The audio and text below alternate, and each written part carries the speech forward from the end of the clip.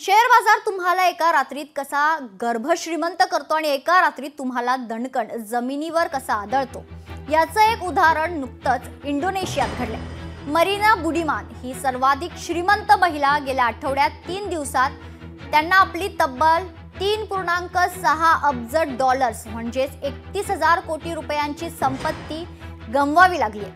कारण काय तर शेअर बाजारातील चढउतार। शेअर बाजारात अचानक तेजी आली आणि मरीना यांची संपत्ती काही दिवसातच इतकी वाढली की ती 7.5 अब्ज डॉलर्स पर्यंत पोहोचली होती। पण त्याचंच दुसरं टोक म्हणजे हीच संपत्ती ज्या झपाट्यानं आणि डोळे दिपवणाऱ्या वेगानं वाढली ती पत्त्यांच्या बंगल्यांपेक्षाही वेगानं जमीनदोस्त झाली।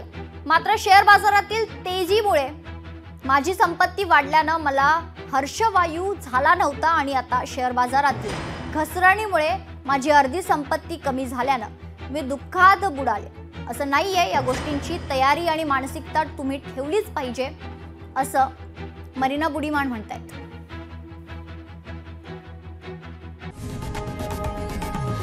लोकशाही मराठी ऐका, पहा, जागरूक रहा।